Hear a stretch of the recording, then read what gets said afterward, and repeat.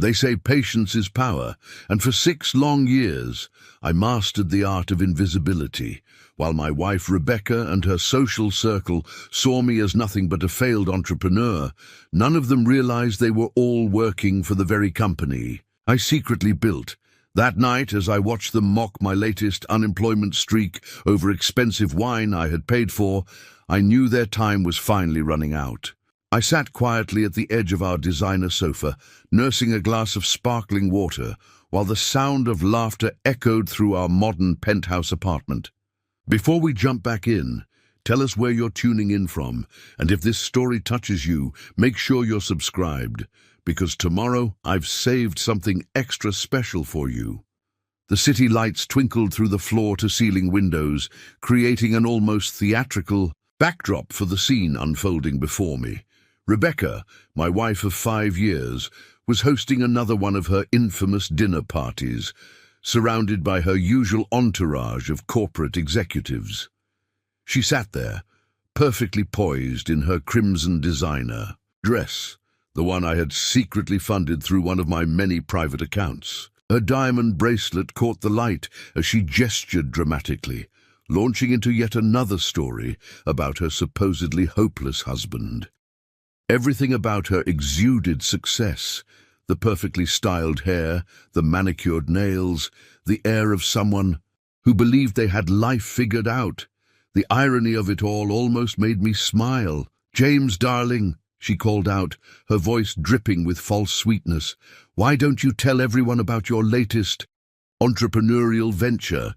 The way she said entrepreneurial made it sound like a child's make-believe game. She adjusted her posture, preparing herself for what had become her favorite form of entertainment: my public humiliation, her best.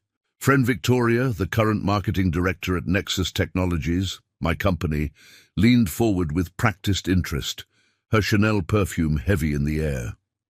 "Oh yes, James, do tell. Was this the cryptocurrency thing or the mobile app idea?" She shared a knowing look with Rebecca, both of them barely containing their amusement. I forced a weak smile, playing my part perfectly. "Actually, I've been exploring opportunities in digital transformation consulting." The words came out softly, almost apologetically, exactly as they expected them to. I watched as they exchanged glances, their eyes gleaming with barely contained mockery. The room erupted in poorly concealed snickers. David, our chief financial officer, though he had no idea I was really his boss, nearly choked on his wine. "Digital transformation. That's quite ambitious for someone who—" He paused, searching for diplomatic words. "Hasn't quite found their footing yet." His wife Sarah patted his arm appreciatively, as if he'd just delivered a clever joke at a comedy club. Rebecca shot me a look that mixed pity with embarrassment. "James has always had interesting ideas," she said, swirling her wineglass. "Remember last month when he thought he could land a contract with Turner Industries?" She turned to the group, eager to share another tale of my supposed incompetence. What Rebecca didn't know was that I owned Turner Industries through a holding company, and that failed interview she loved to mock was actually my quarterly undercover assessment of our partnership potential. The contract she thought I lost had been signed yesterday, worth $50 million. The document sat in my private office, along with other papers that would soon change everything. "At least he's persistent," Victoria chimed in, her voice thick with condescension. "Though maybe it's time to consider something more realistic. We're actually hiring in the mailroom at Nexus." She smoothed her designer skirt, paid for by the very company she thought she was offering me entry-level work at. More laughter. Even Rebecca's new friend Claire, who barely knew me, joined in. "My husband's company is always looking for warehouse workers," she offered, as if throwing a lifeline to a drowning man. "There's no shame in honest work, James." I took another sip of my water, letting the cool liquid wash away the words I wanted to say.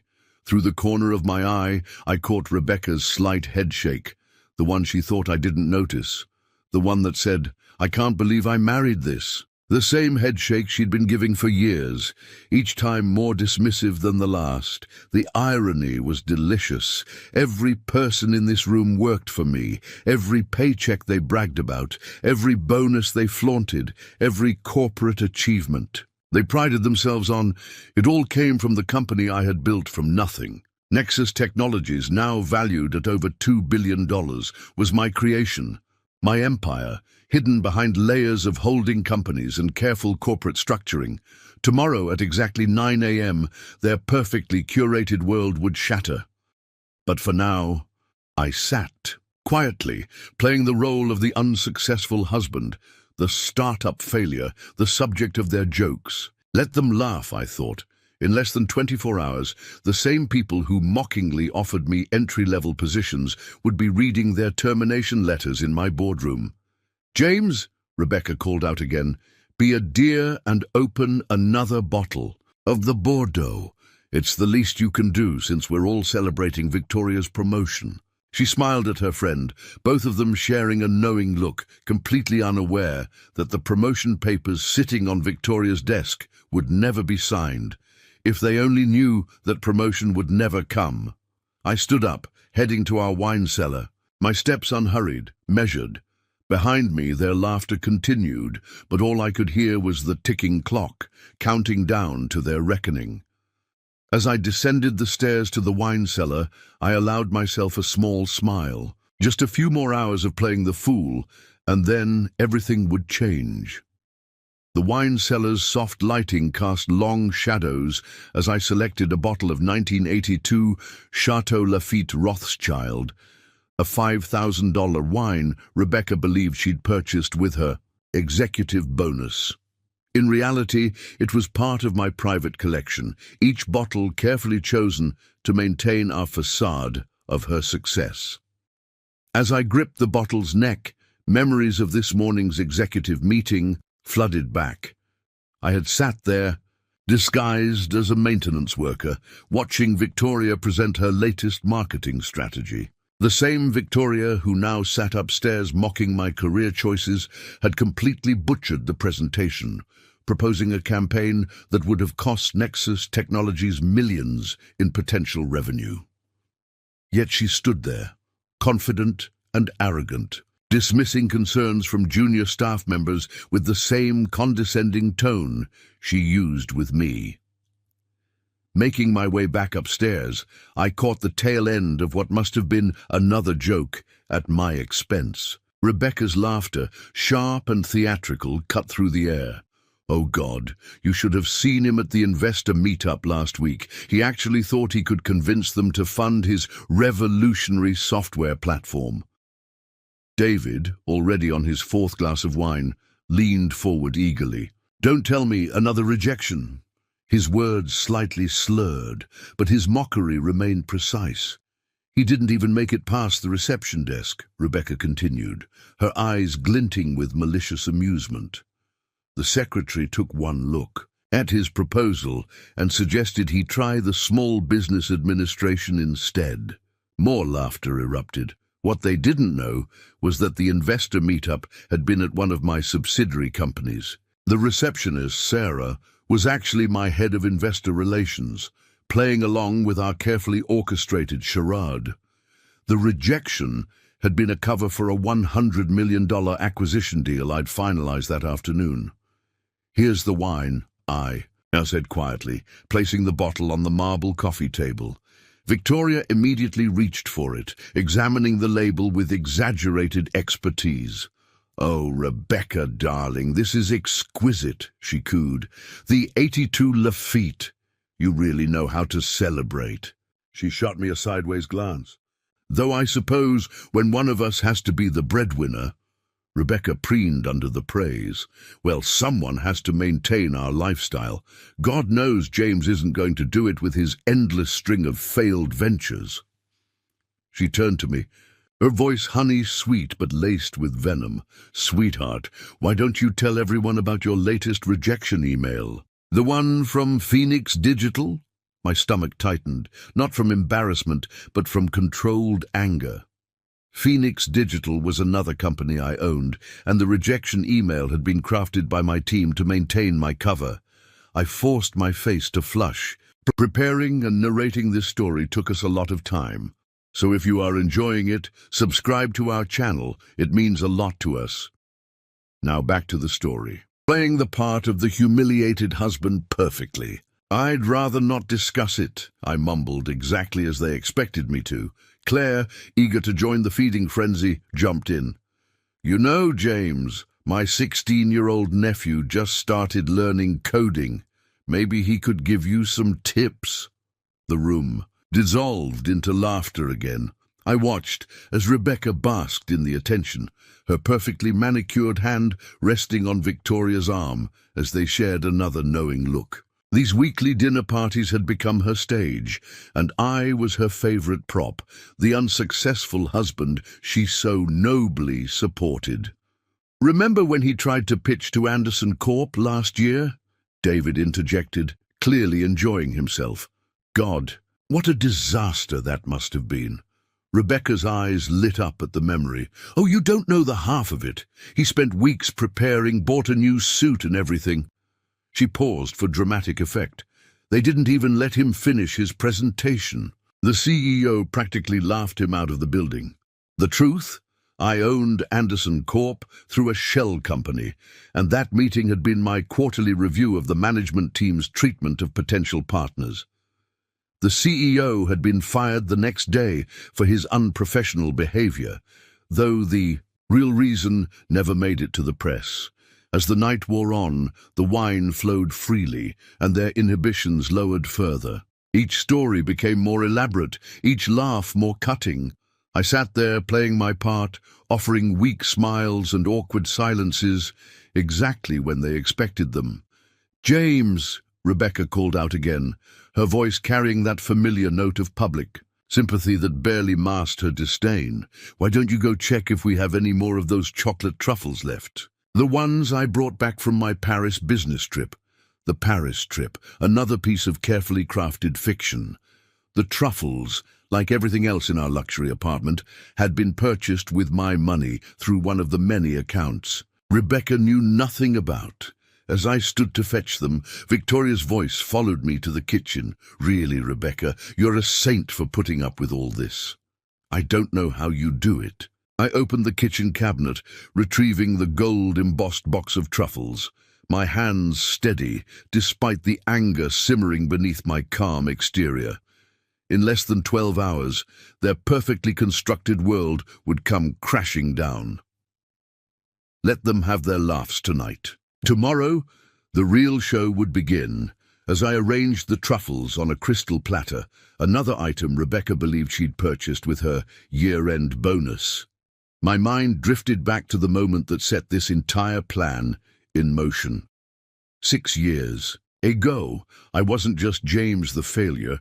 I was James Chen, a brilliant software developer with a vision that would revolutionize supply chain management. Back then, I worked at one of the largest tech companies in the country, leading their innovation department.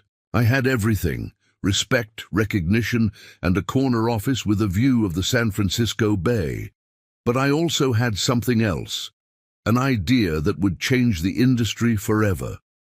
I'd spent years developing an AI-driven platform that could predict and optimize supply chain disruptions before they occurred.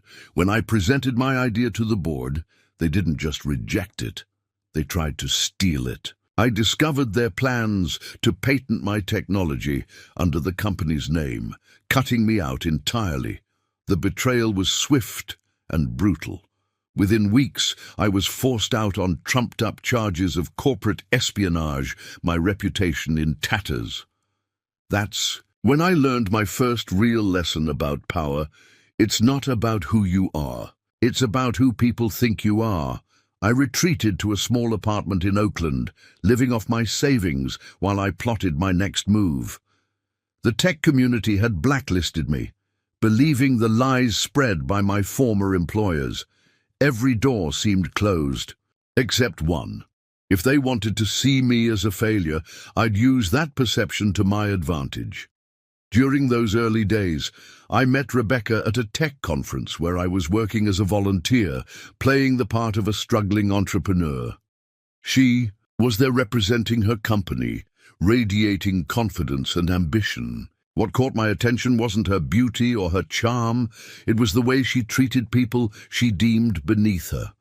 I watched as she dismissed service staff, belittled junior employees, and networked aggressively with anyone she thought could advance her career.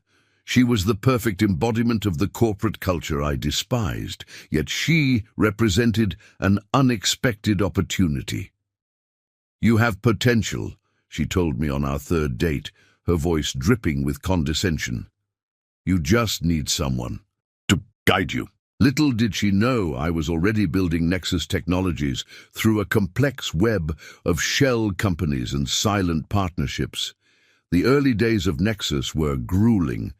I worked through nights in my office, a converted storage room in our first apartment, while Rebecca thought I was tinkering with another hopeless startup. Every failure she mocked was actually a carefully orchestrated step toward success. Every rejected proposal she ridiculed was a cover for major business. Deals. I used her network, her connections, watching as she inadvertently introduced me to people who would become key players in my company. Her friend Victoria, who would later become our marketing director, once spent an entire dinner party explaining basic marketing concepts to me, completely unaware that I was evaluating her for the position she would eventually hold. The real turning point came 3 years ago, when my supply chain management platform caught the attention of major industry players. While Rebecca attended charity galas and boasted about her own career achievements, I was secretly closing deals worth hundreds of millions. Every time she complained about supporting my expensive hobby, I was expanding Nexus's reach globally. I remembered the night she came home excited about her new job opportunity at Nexus Technologies. "Finally," she had said, "a chance to work with a real company." The irony was exquisite. She had no idea she was interviewing for a position in my company, nor that her entire department had been created specifically to maintain my cover. Through it all, I kept my father's words close to heart. He had been a small business owner in Oakland's Chinatown, working 18-hour days to give me an education. "Success isn't about making noise," he would say. "It's about building something so solid that no one can tear it down." When he passed away 2 years ago, Rebecca had complained about taking time off work to attend the funeral. "It's not like he was anybody important," she had said, not knowing that his small electronics shop had provided the seed money for what would become Nexus Technologies. That comment had sealed her fate. It wasn't just about business anymore. It was about justice. Every laugh, every mockery, every dismissive comment since then had been carefully documented, added to the growing file that would eventually lead to this moment. Standing in our kitchen, now listening to the continued laughter from the living room, I felt a calm certainty. Tomorrow, when I finally revealed myself as the owner of Nexus Technologies, it wouldn't just be about exposing their incompetence or punishing their cruelty. It would be about showing them that true power doesn't need to announce itself. I checked my watch, 10:30 p.m. In less than 11 hours, everything would change. The termination papers were ready, the security teams briefed, and the board members notified of an emergency meeting. Soon, they would all learn what I had known for years. Sometimes the biggest power lies in being underestimated.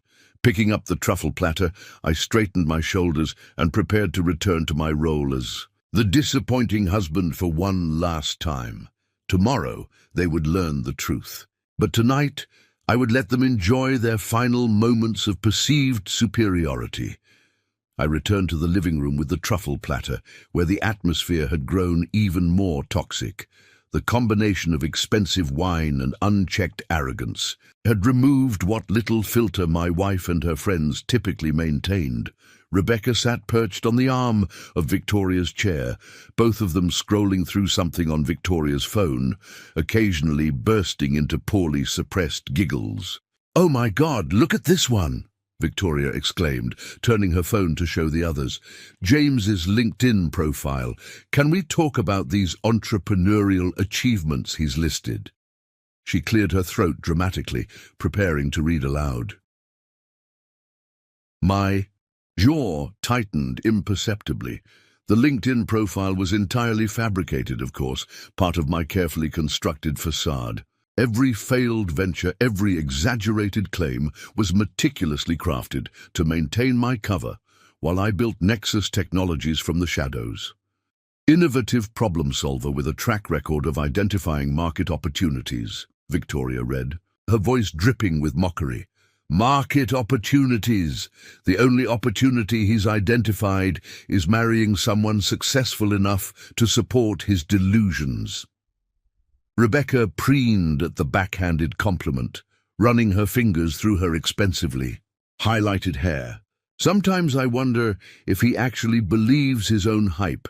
Just last week, he was telling me about some revolutionary algorithm he's developed, something about supply chain optimization. I placed the truffles on the coffee table, my movements, deliberate and controlled. That algorithm was actually the cornerstone of Nexus's success, currently generating millions in revenue.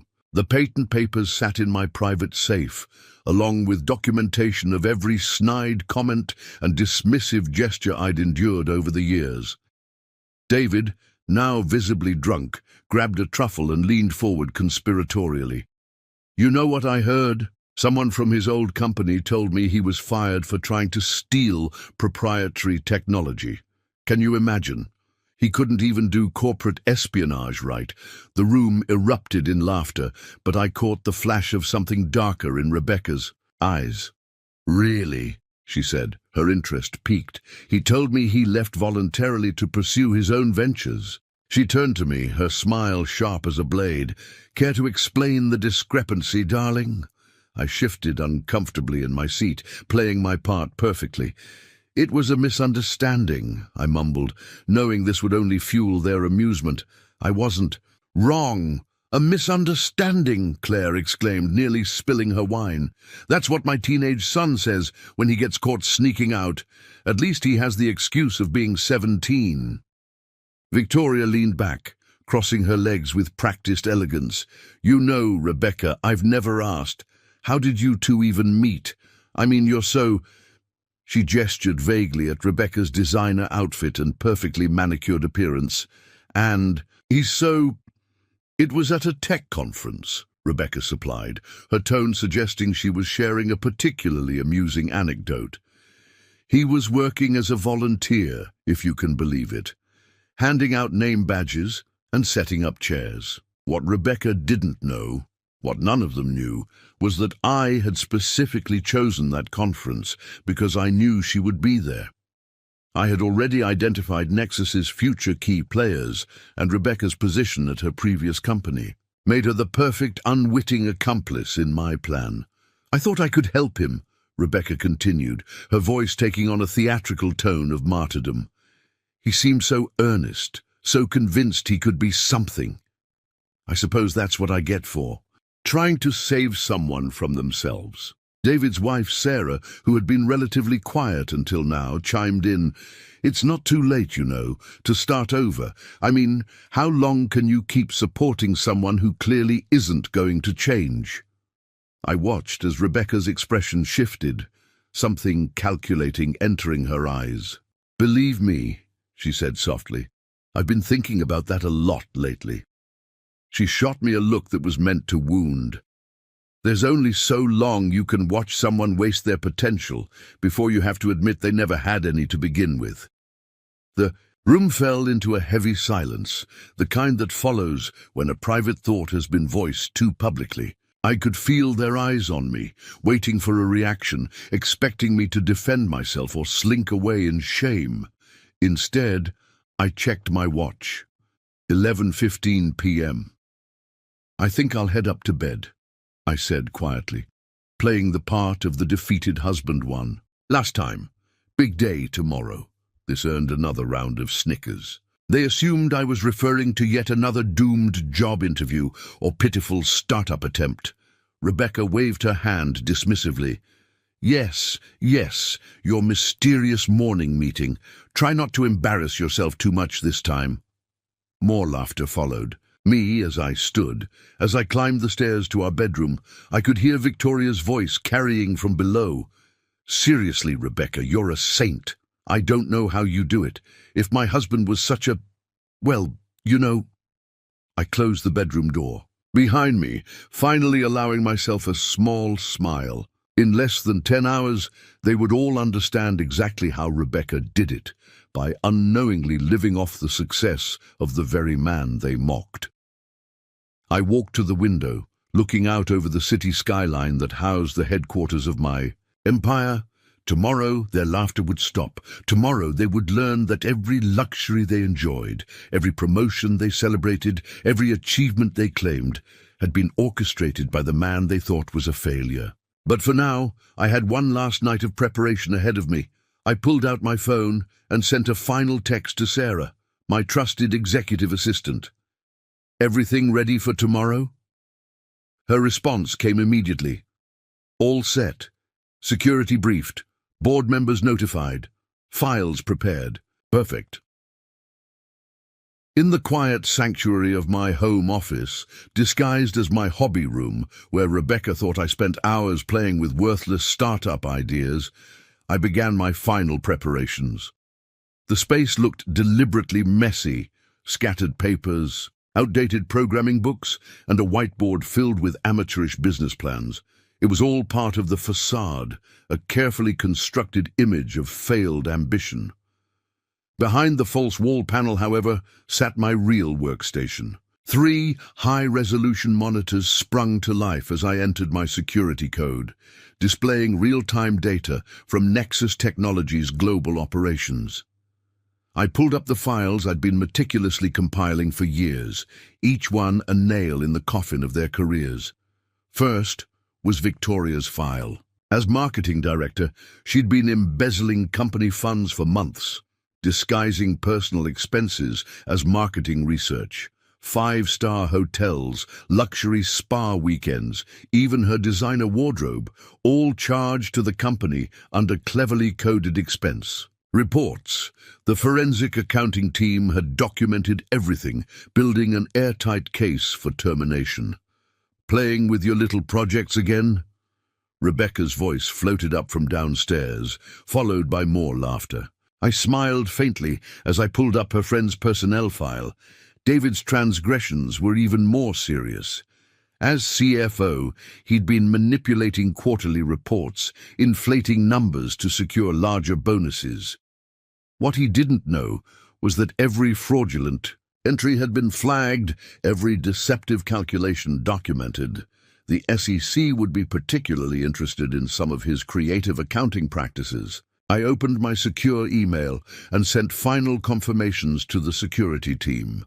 Tomorrow, access cards would be deactivated, emails suspended, and personal belongings packed before they even arrived at the office.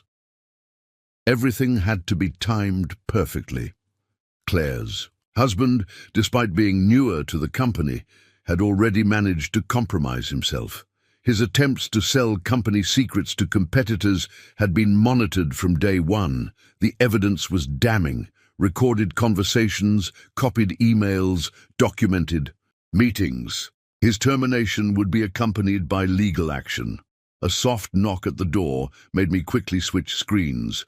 "Come in," I called out, knowing it would be Rebecca. She entered with that familiar look of disdain, surveying what she thought was just another room full of failed dreams. "We're wrapping up downstairs," she said, leaning against the doorframe, "though I don't know why I'm telling you, since you're hiding up here as usual." Her words were slightly slurred from the wine, but her contempt remained sharp. I nodded, meekly playing my part. "Just finishing up some research." She laughed, high and cruel. "Research, right. You know, Victoria made an excellent point tonight. There comes a time when you have to stop chasing fantasies and face reality.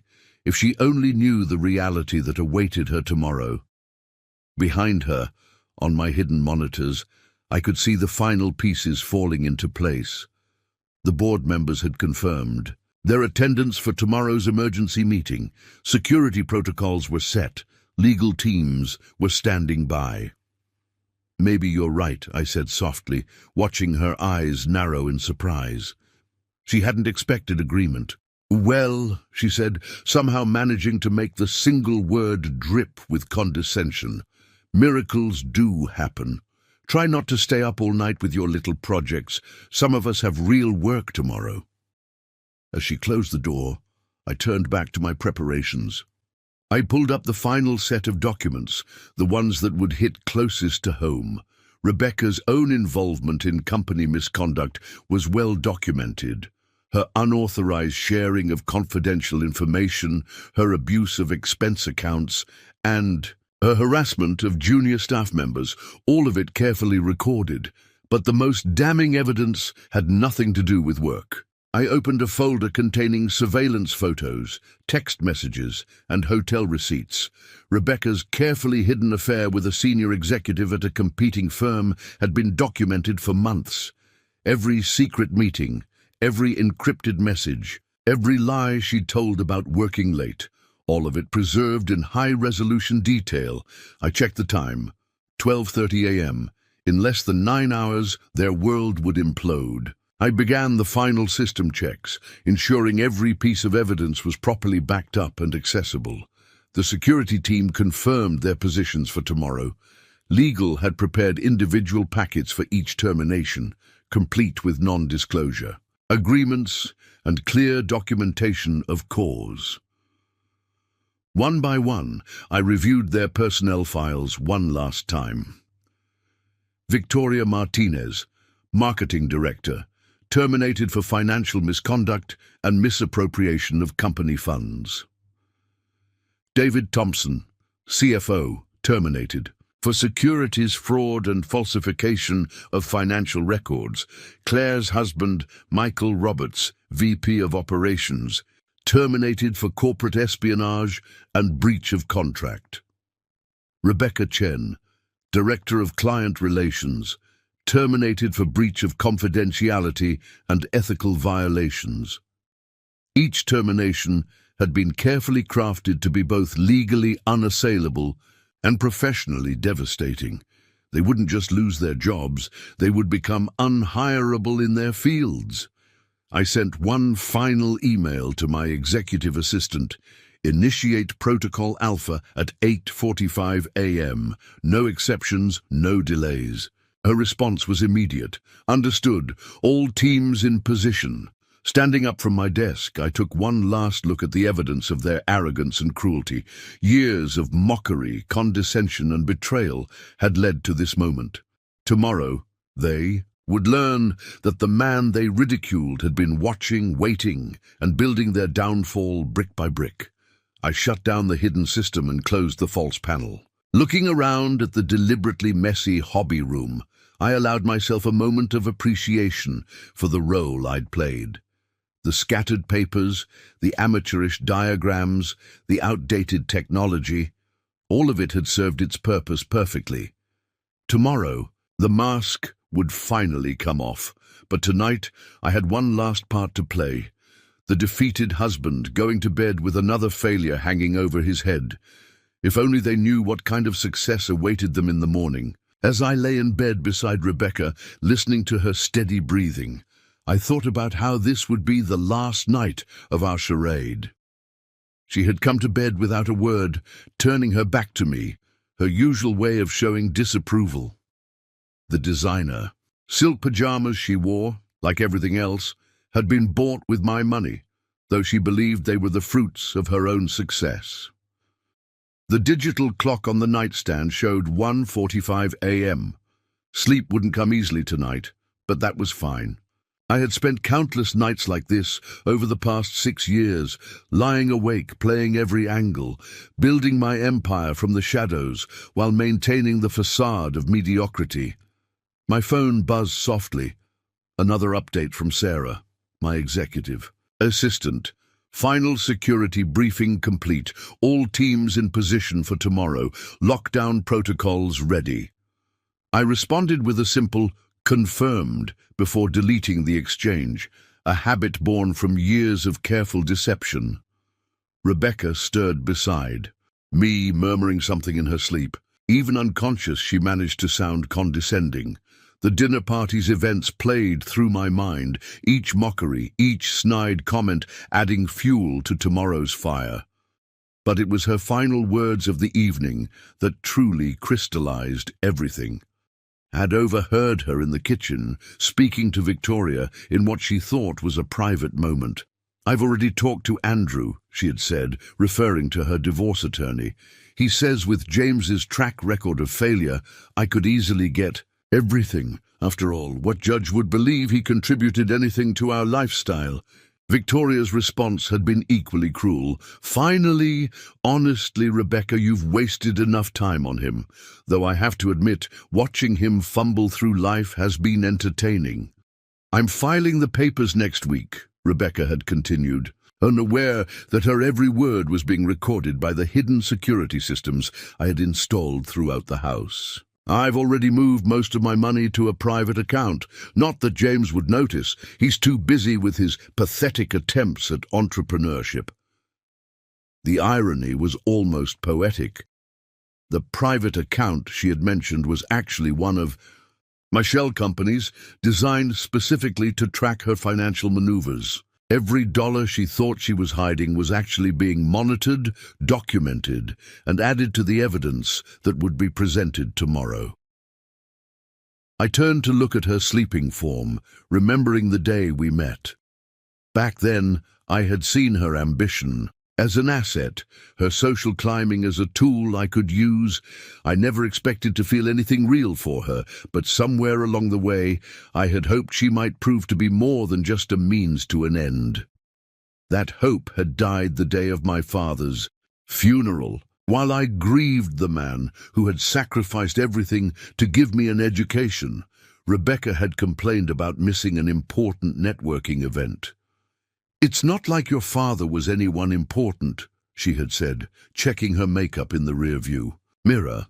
"Just a shopkeeper who couldn't think bigger than his little electronics store." She couldn't have known that her words would set in motion the final phase of my plan. That little electronics store had provided the seed money for what would become Nexus Technologies. My father's lessons about patience, about building something lasting, had shaped every decision I'd made. My phone buzzed again. Another message. This time from Building Security. Mrs. Chen's private meeting with Mr. Harrison from rival firm cancelled for tomorrow. So, she had planned to meet her lover, even on what would become the most significant day of our lives. The surveillance photos of their previous encounters would make an interesting addition to tomorrow's revelations. I got up quietly, walking to the window. The city sprawled out below, a maze of lights and shadows.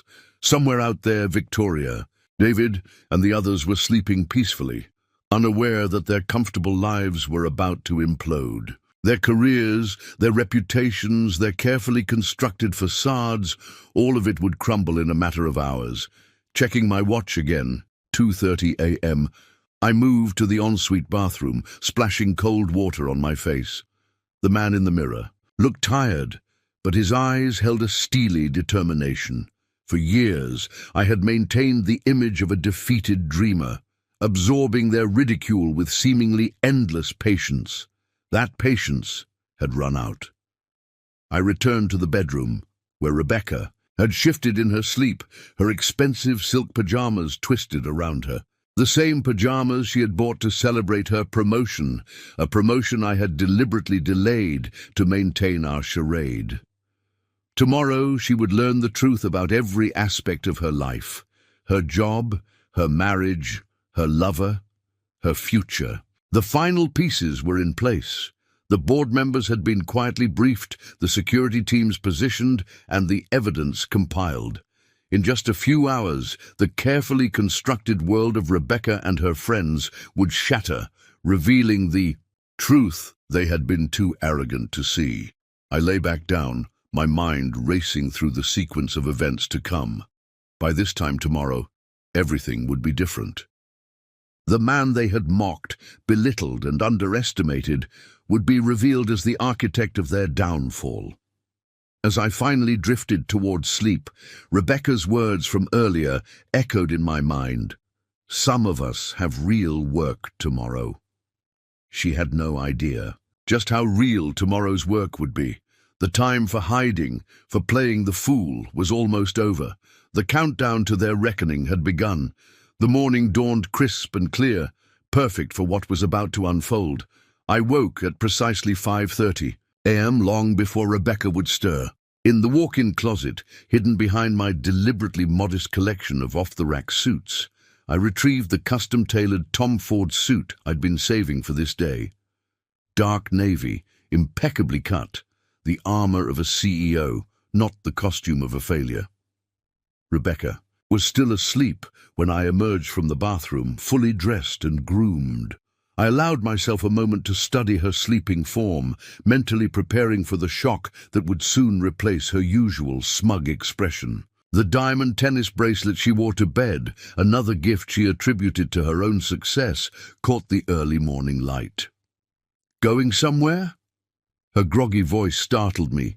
She propped herself up on one elbow, eyeing my attire with a mixture of amusement and disdain. "Another big meeting?" "Something like that," I replied softly, adjusting my platinum cufflinks, accessories I'd kept hidden away until now. She sat up fully, her brow furrowing. Is that a new suit?" The confusion in her voice was evident. In her mind, I couldn't afford designer clothing.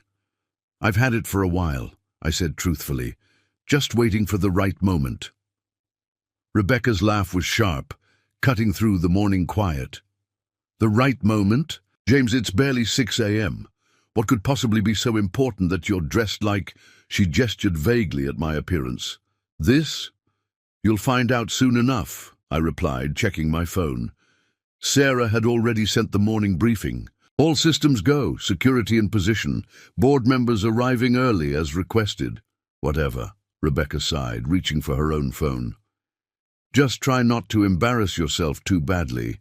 I have enough to deal with today without having to manage your latest crisis." If she only knew what kind of crisis awaited her. I left the bedroom without another word, descending to the kitchen, where I prepared a cup of coffee, not the cheap brand I usually drank to maintain appearances, but the premium reserve I kept hidden behind it.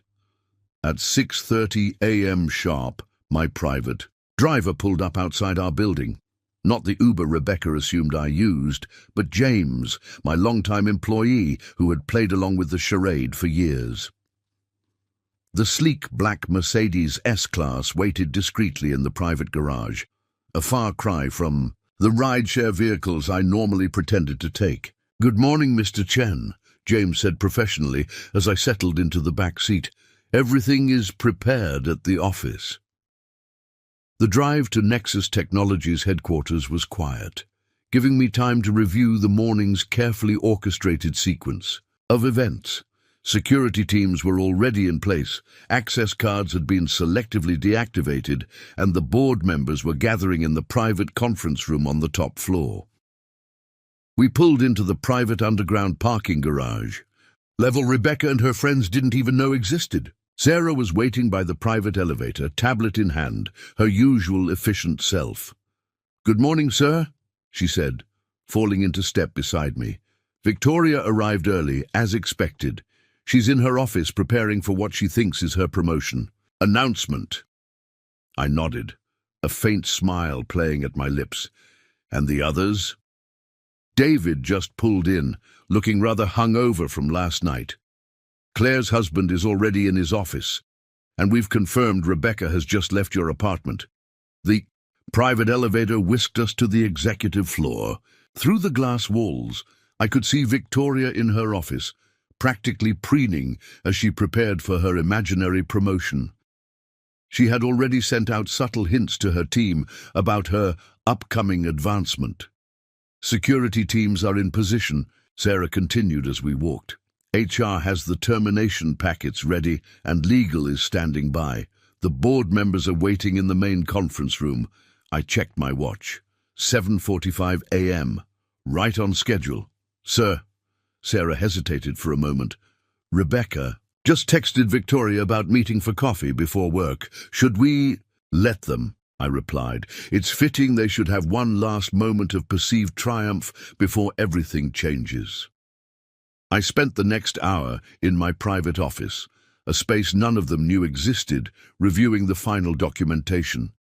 Each termination packet was meticulous, containing irrefutable evidence of their misconduct. Victoria's embezzlement, David's fraud, the leaked corporate secrets, Rebecca's indiscretions, all of it carefully documented and legally verified. At 8:55 a.m., Sarah's voice came through the intercom. Sir, they're all here. Victoria and Rebecca are having coffee in the break room. David is nursing a hangover in his office, and Claire's husband is on a call he thinks is confidential. Perfect, I replied. Initiate lockdown protocols. No one enters or leaves without authorization. I stood, straightening my tie and buttoning my suit jacket. Years of preparation had led to this moment. Through the one-way glass of my office, I could see them all going about their morning routines, completely unaware that their world was about to shatter. Send security to escort them to the main conference room, I instructed Sarah. It's time. As I watched the security teams move into position, I thought about every snide comment, every mockery, every moment of humiliation I had endured. The mask of mediocrity I had worn for so long was about to come off, and the revelation would be spectacular. The clock struck 9 a.m. Showtime.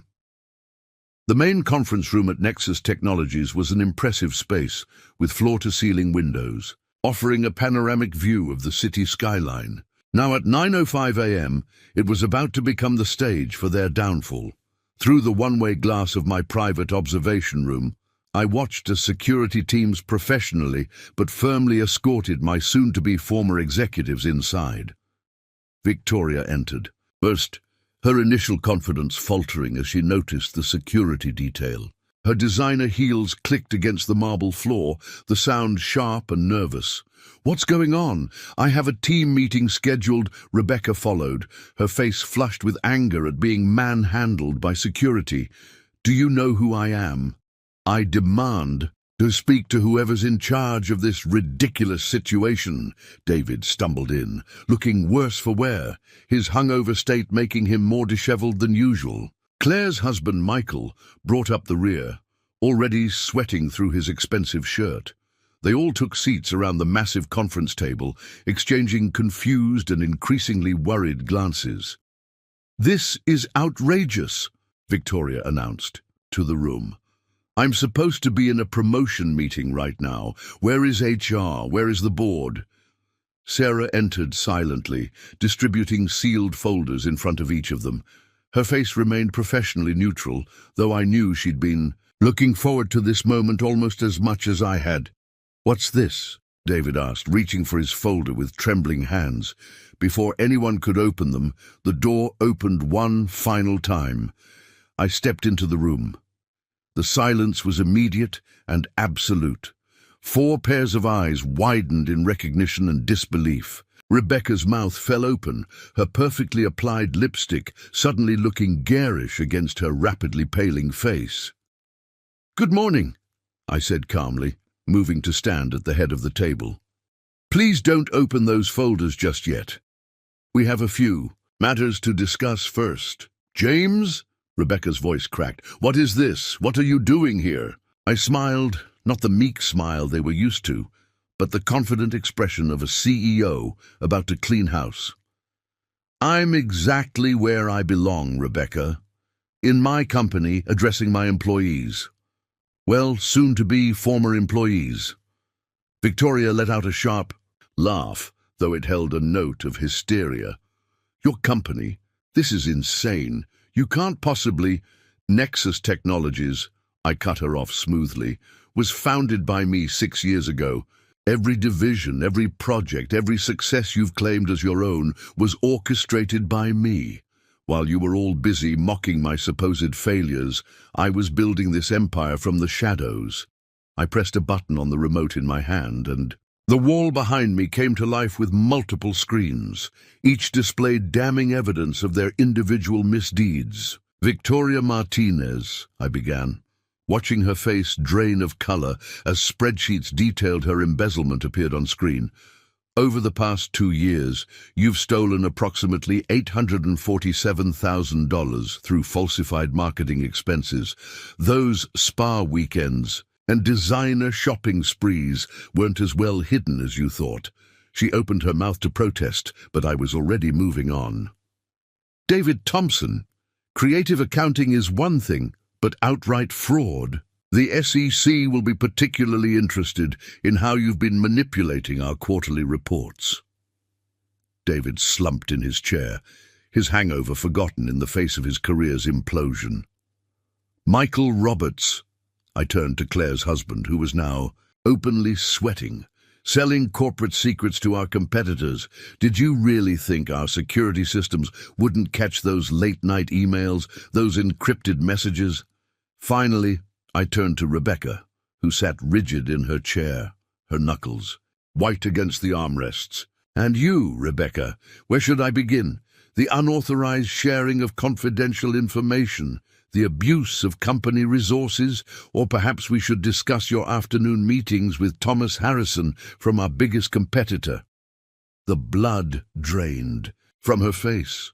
How did you know? I finished for her. I know everything, every mock, every insult, every betrayal. While you were all laughing at my supposed failures, I was documenting your actual ones. I gestured to the folders in front of them.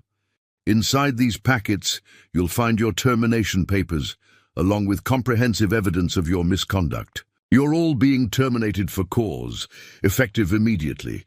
Security will escort you to HR for processing, and then off the premises. Victoria found her voice first, though it shook with rage and fear. You can't do this. The board would never— The board, I interrupted, has already approved these terminations. In fact, they're watching this meeting via video conference. I gestured to another screen where the stern faces of board members were visible, watching the proceedings with grave expressions. This is a joke, Rebecca stammered, though her voice held a note of desperation. It has to be. You're nothing. You're nobody. You couldn't even what, Rebecca? Build a successful company, manage a global enterprise, lead an organization. While you were busy playing the role of the long-suffering wife, I was building something you couldn't even comprehend. Every luxury you've enjoyed, every achievement you've claimed, it all came from the man you thought was a failure. The room fell into stunned silence. Through the windows, the morning sun illuminated their shocked faces, casting harsh shadows on their crumbling world. Security will now escort you to HR, I announced, pressing another button. The conference room doors opened, and security teams entered. Your access cards have been deactivated, your emails suspended, and your personal belongings will be shipped to you after a thorough audit. As they were led out one by one, I caught Rebecca's final glance, a mixture of horror, disbelief, and dawning comprehension. The woman who had spent years mocking my failures was finally seeing me for who I really was, and it was breaking her. As the others were escorted out, I held up my hand to stop the security team from leading Rebecca away. Mrs. Chen will stay. We have personal matters to discuss. The guards nodded and closed the door, leaving me alone. With my wife for our final confrontation, Rebecca stood by the conference table, her usual poise shattered. Her perfectly manicured hands gripped the back of a chair, knuckles white with tension. The morning sun streaming through the floor to ceiling. Windows cast harsh shadows across her face, highlighting the mix of fury and fear in her expression. How long? She finally managed, her voice barely above a whisper. How long have you been lying to me? I moved to stand by the window, looking out over the city I secretly owned. Lying? Interesting choice of words, Rebecca. I simply let you see what you wanted to see. You were so convinced of my inadequacy that you never bothered to look deeper. This is insane, she said, her voice rising. You can't expect me to believe that you, the same man who couldn't even what? I turned to face her. Land a job, secure an investment, build something successful. Tell me, Rebecca, in all our years together, did you ever once ask me about my dreams beyond mocking them? Did you ever show genuine interest in anything I was doing? She took a step back, thrown by the steel in my voice, a tone she'd never heard from me before. I supported you. I paid for everything. While you chased your ridiculous...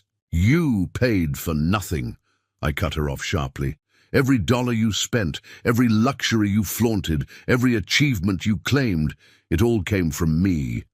That promotion you're so proud of? I created that position specifically to maintain my cover. The department you run. I established it knowing you'd be perfect for the role, ambitious enough to seem successful, but not curious enough to dig deeper. The color drained from her face as the implications began to sink in. The house, she whispered, paid for in cash through one of my holding companies, I confirmed. The cars, the vacations, the jewelry, all of it funded by the man you loved to ridicule. Even that private account you've been squirreling money away in, planning for your divorce, it's monitored by my financial team. She stumbled slightly, catching herself against the conference table. Why would you do this? Originally, because I needed someone whose ambition and social climbing could help me build the right connections while staying in the shadows. Your network of corporate climbers became my perfect cover. I paused, watching the realization dawn in her eyes. But then you showed me who you really were. I pressed a button on my phone, and her voice filled the room from a recorded conversation. It's not like your father was anyone important, just a shopkeeper who couldn't think bigger than his little electronics store. Rebecca flinched at her own words.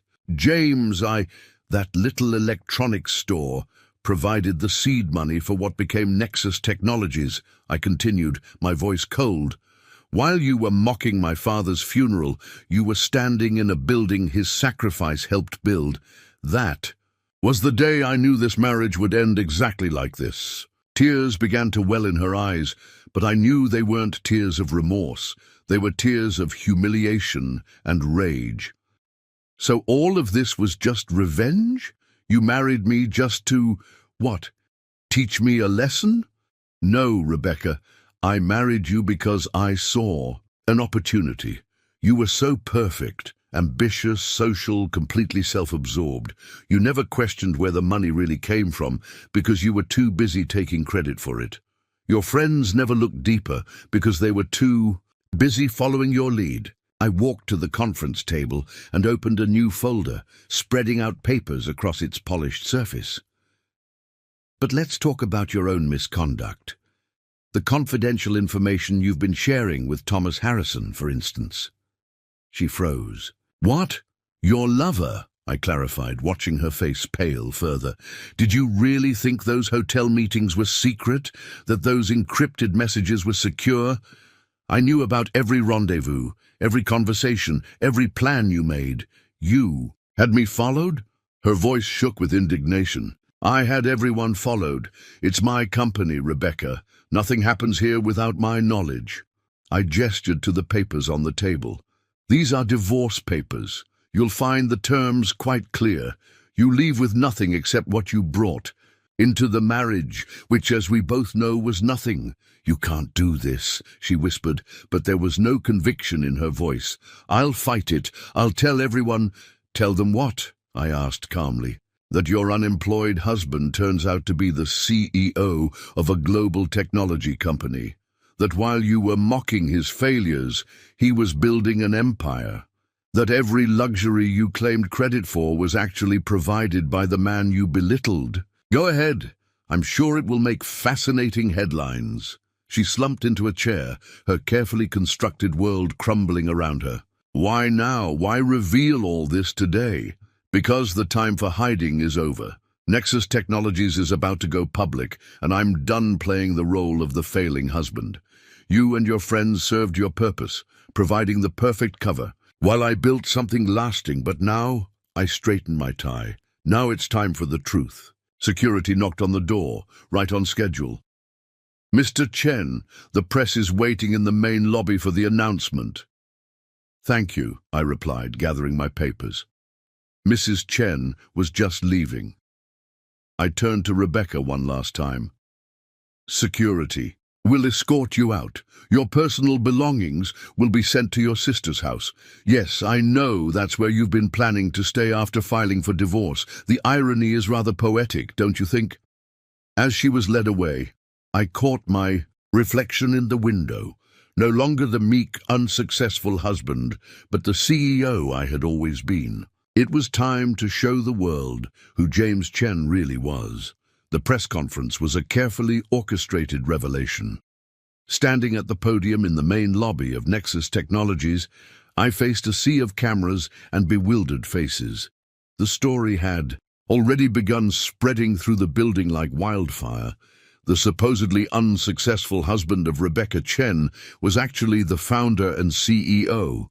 "For 6 years," I began, my voice steady and confident, "I've built Nexus Technologies from the shadows, creating a company that has revolutionized supply chain management and digital transformation.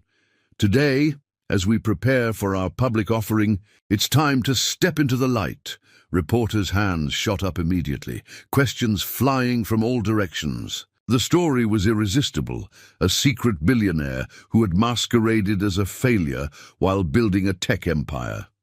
In the back of the room, I could see some of my now former executives being escorted out, their faces ashen.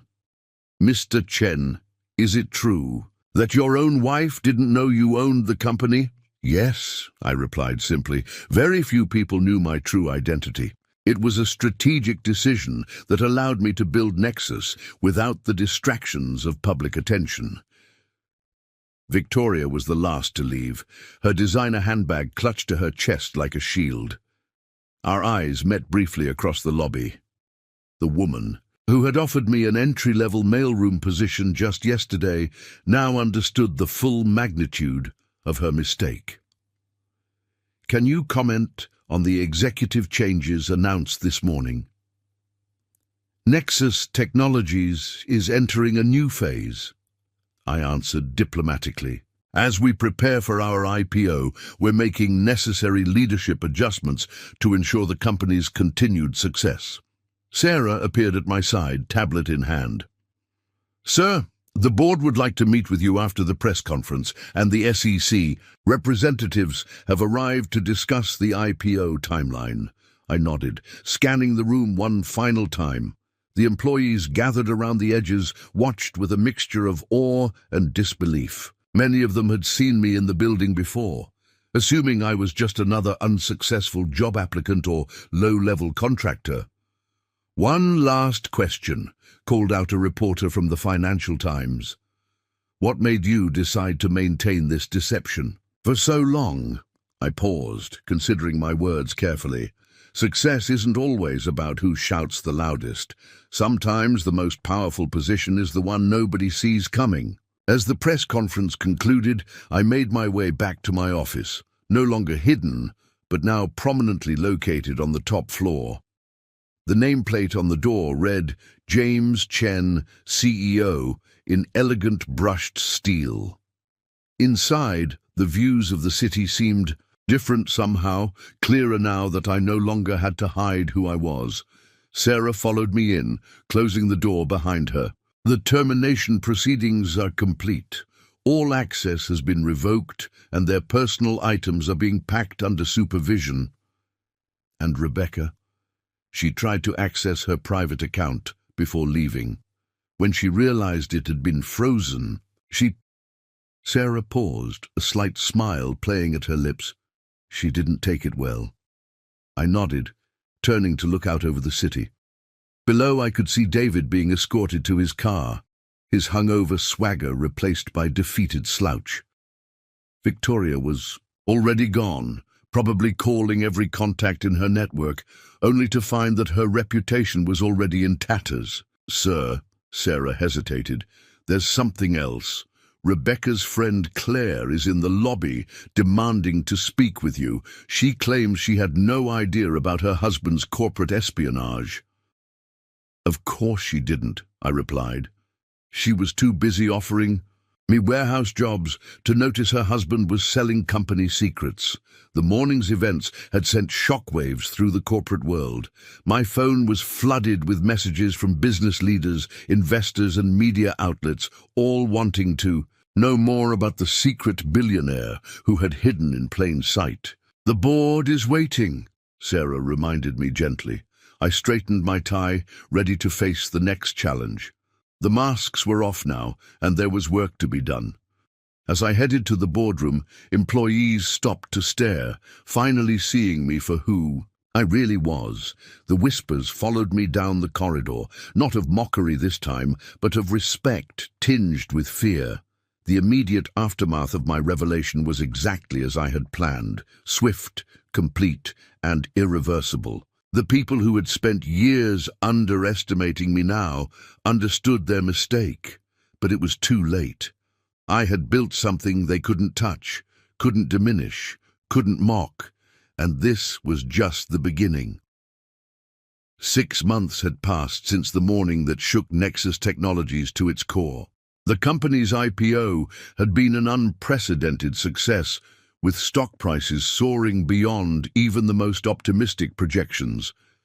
The world, it seemed, was fascinated by both the company's technological innovations and the story of its secret CEO. Standing in my office on the top floor, I looked out at the transformed landscape of Nexus Technologies. The toxic culture that Victoria, David, and the others had fostered was gone, replaced by an environment of genuine innovation and collaboration. Employee satisfaction scores had risen by 78%, and productivity had reached all-time highs. Sarah entered with the morning briefing, her role now expanded to Chief of Staff. "The quarterly reports are in," she announced, a hint of pride in her voice. "Revenue is up 85% since the changes. The new executive team has exceeded all expectations." I nodded, scanning the documents. After the mass terminations, I had promoted from within, elevating employees who had shown genuine talent and integrity despite the previous management's obstacles. People like Marcus Zhang, a brilliant engineer who Victoria had repeatedly sidelined, now led our innovation department with remarkable success. "And what of our former executives?" I asked, though I already knew the answers. Victoria attempted to start her own marketing consultancy, but her reputation preceded her. "No major company will touch her," Sarah continued. "David is facing SEC investigations, and Michael Roberts has been blacklisted from the industry due to the corporate espionage charges." "And Rebecca?" Sarah's lips curled slightly. "Still living with her sister. The divorce was finalized last month. Her attempt to contest the prenup failed spectacularly, especially after the evidence of her affair became public record. Thomas Harrison was fired from his company once their corporate espionage connection came to light. The karmic justice was almost poetic. The same people who had once mockingly offered me entry-level positions now couldn't even secure jobs for themselves. But the most significant changes were within Nexus itself. The company had transformed from a successful but conventionally run corporation into a genuine industry leader. Our new transparency initiatives had become the gold standard. In tech governance, the mentorship program I established had already launched dozens of promising careers. "The Second Chance program has been particularly successful," Sarah noted, referring to our initiative to rehire employees who had left due to the previous management's toxic behavior. Janet Moore, who quit after Victoria sabotaged her projects, is now heading our European division. The press had dubbed it the Nexus Revolution, a complete reimagining of corporate culture. Business schools were already writing case studies about the transformation. But for me, the real success was in the smaller moments, seeing employees excited to come to work, watching innovations flourish without office politics getting in the way, hearing genuine laughter in the break room instead of cruel mockery. The charitable foundation is ready to launch, Sarah added, pulling up another report. Your father's name will be on the scholarship program for young entrepreneurs from underprivileged backgrounds. This was perhaps the sweetest victory of all. The James Chen Senior Foundation would provide opportunities to brilliant minds who, like my father, had big dreams but limited resources. Each scholarship would cover not just education, but also seed money for startups. There's one more thing, Sarah said, her professional demeanor cracking slightly. Claire came by again. She's looking for any position, said she'd even work in the mailroom. The irony wasn't lost on either of us. Make sure she receives the same form letter we send all other applicants, I replied. We'll keep your resume on file. Looking out over the city skyline, I reflected on how much had changed. The secret CEO was now a regular on business magazine covers, but the power hadn't come from the revelation. It had come from the years of patient building, of quiet determination, of letting others underestimate me while I constructed something unshakable. The board meeting starts in 10 minutes, Sarah reminded me. They're eager to discuss the expansion plans. I straightened my tie, no longer playing a role, but simply being myself. The path forward was clear now, unobstructed by pretense or deception. Nexus Technologies wasn't just surviving, it was thriving, proving that success built on genuine innovation and integrity would always outlast success built on arrogance and cruelty. As I headed to the boardroom, I passed the wall of newly installed company values. At the top, in bold letters, was the phrase that had guided me through all those years of hiding. True power isn't in what you show, it's in what you build.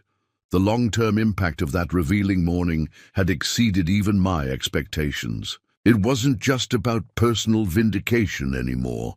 It was about creating something lasting, something my father would have been proud of. The man they had mocked hadn't just revealed his power, he had transformed an entire industry.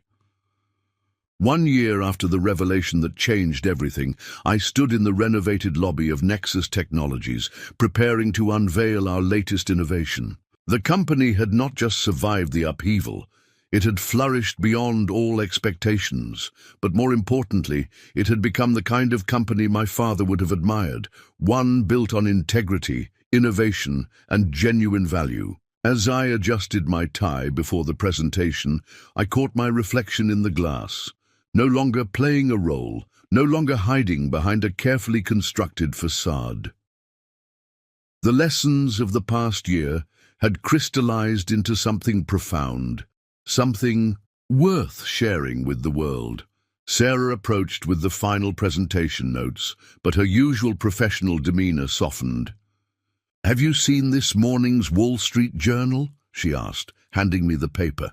The headline read, "Nexus Technologies named Most Innovative Company of the Year, the Revolutionary Leadership of James Chen." I smiled, remembering a very different headline from a year ago. Secret billionaire CEO reveals identity, transforms tech industry. The media had been obsessed with the dramatic reveal, but they'd missed the real story. It wasn't about the deception or even the revenge. It was about the power of patient building, of quiet determination. "I ran into Rebecca last week," Sarah mentioned carefully. "She was at a small startup's recruitment event, trying to rebuild her career. She looked different, humbled maybe." I nodded, feeling neither satisfaction nor regret. "And the others?"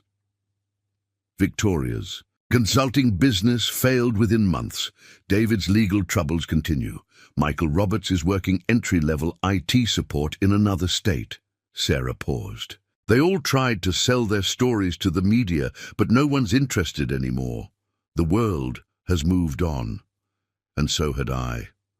The past year had taught me that true success isn't measured in moments of triumph over others, but in creating something meaningful that outlasts personal victories. Nexus Technologies had become more than just my revenge vehicle. It was a testament to what could be built when power was wielded with purpose rather than pride. Walking toward the auditorium where employees and press waited, I passed the wall where we'd mounted my father's old store sign. Below it was his favorite saying, "Success isn't about being seen, it's about seeing clearly." How right he had been. The company's transformation hadn't just been about removing toxic leadership. It had been about fostering an environment where innovation thrived because people felt valued. The same employees who had once walked on eggshells now confidently pitched ideas that were revolutionizing our industry. "It's time, sir," Sarah said softly. Before stepping onto the stage, I thought about all those dinners where I'd sat quietly, absorbing their mockery.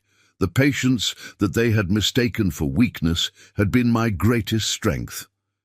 While they focused on appearing powerful, I had focused on building power. While they chased validation, I had pursued vision. The auditorium was packed. Faces both familiar and new turned expectantly toward the stage. These weren't just employees anymore. They were partners in building something extraordinary.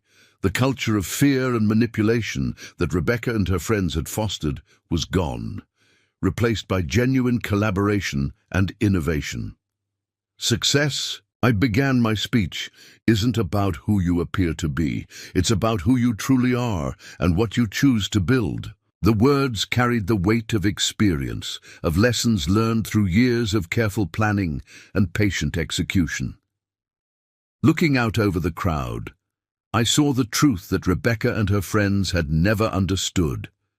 Real power doesn't need to announce itself. It builds quietly, grows steadily, and reveals itself not through words but through impact. The man they had mocked hadn't just been hiding his success. He had been learning the most valuable lesson of all, that true victory isn't in the moment of revelation, but in the legacy you create. Nexus Technologies wasn't just my revenge. It had become my redemption, my father's vindication, and a testament to the power of patient, purposeful building. As I concluded my speech and the audience rose in applause, I knew that the story of the secret CEO would fade, but what we had built would endure. In the end, that was the greatest revenge of all. Not the destruction of those who had wronged me, but the creation of something they could never diminish or deny.